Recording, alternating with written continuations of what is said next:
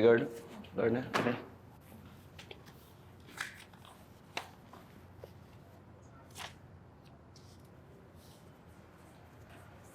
Hi. Si Charlie. Oh, thank you. Charlie, guess what? Muntik na akong mahuli ni na Joanna at Yuan na sinasaktan sa Madam Aurea kanina. Kamulan eh. Nakuha mo pang saktan yung matanda na yun? Eh, hindi na ako nakapagpigil eh. Makaganti man lang kahit konti sa lahat ng ginawa niyang pamamahiya sa akin before. Lani, hindi ba po pwedeng tanggalin mo muna yung emosyon mo? Diba? O pwede mo namang isipin na nagkaroon na lang ng Alzheimer's si matanda, kaya niya nagawa noon yun sa'yo. Tsaka, come on, let's face it. Alam mo naman kung ano yung kinalalagyan ng matanda ngayon. Ha? Hindi pa ba dun masaya ka na dapat? Bawin-bawi ka na. Di ba? Masaya na yung ganti mo na yun. Anyway, Lani, re-remind lang kita, baka nakakalimutan mo. Hindi tayo pwede magpadalos-dalos. Dahil hindi pa natin nakukuha yung dapat nating kunin. Ano ba ang goal natin? Di ba kunin ang kayamanan ng mga De La Costa? Nagsisimula pa lang tayo. Ngayon kung mabubulilas tayo, wala tayong mapupuntahan niyang pare-pareho. Para na good news for you. Si Joanna, pinagkatiwala niya sa akin yung mga documents ng company. So, malaki maitutulong nito sa atin. Malaking bagay yun. Yeah. Paano? Magnanakaw ng barya-barya sa kumpanya? I want more than that, Charlie.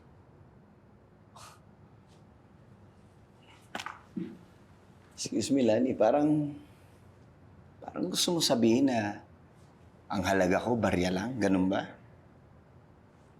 Lani, hindi ko pinalaki ang pangalan ng kumpanyang to para lang sa barya. Okay? Malaki ang hangad ko dito. Now, regarding naman doon sa pagtulong ko kay Joanna, kaya ako ginagawa yun kasi I know that time will come na kapag ako nang nag-demand, okay, lahat ng sasabihin ko, gagawin nila. Dahil nga tinulungan ko sila, tinulungan ko siya, kapag sinabi ko na ibebenta na nila ang shares nila, gagawin nila yon. Susundin nila yon. Dahil yun ang gusto ko.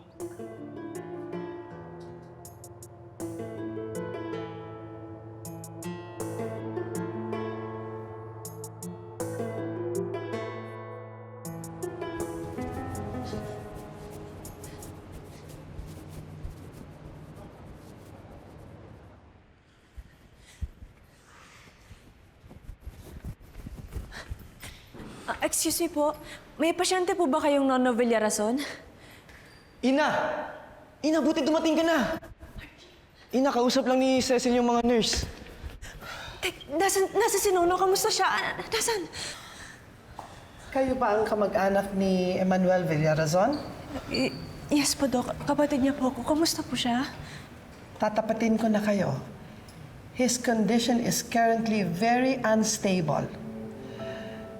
According to his medical history, meron siyang congenital heart defect. Specifically, aortic valve malformation. Lumalala ng kondisyon ng kanyang aortic valve. So, kinakailangan na siyang operahan. As soon as possible.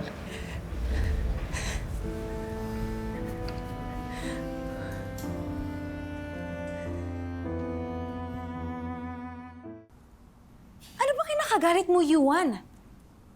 I'm just being practical, okay? Mas lalo siya mahihirapan kapag mas pinatagal mo pa yung sitwasyon. And besides, it's just wishful thinking. As if naman papatayin ko siya para lang makuha yung gusto ko. You're being selfish. Honestly, wala ka na ba talagang ibang iniisip kundi ang sarili mo? Nakuha mo na ang shares ng kumpanya. And that's what you wanted, right? So leave Lola alone. Oh, wow. Now you're playing the role of the perfect apo, Yuan. I'm not a perfect apo. I know that. Hindi ako naging mabait at ang dami kong shortcomings. Pero kahit pa paano, Joanna, may respeto at pagmamahal ako para kay Lola. Kahit yun lang, sana mabigay mo sa kanya. Especially now. She needs our help and our love. Minahal tayo ni Lola sa paraang alam niya. Sana naman naisip mo yun.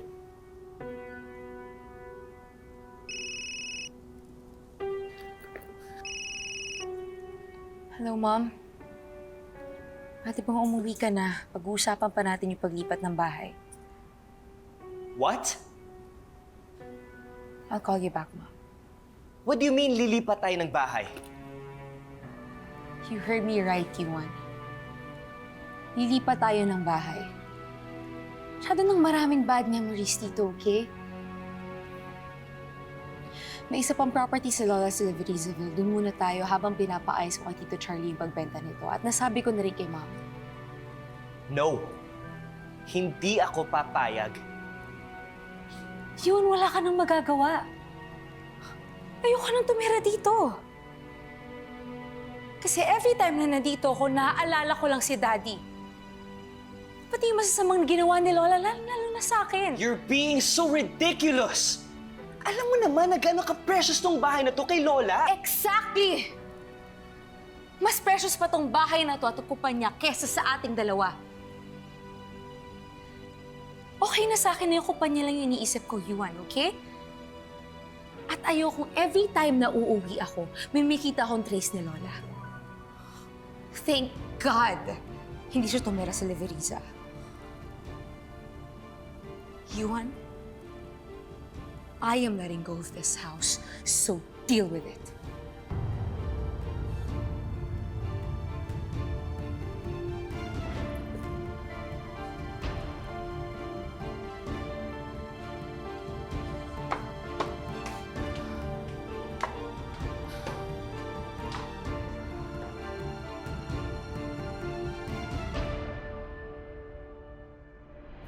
Napanood namin yung live nyo kanina ni Cecil eh. Ito nag-ambag-ambag kami. Kunti lang yan, pero kahit papaano makakatulong. Maraming salamat po. Malaking bagay po ito. Nakakahawa ako kay Ina. Naniwala ka naman agad.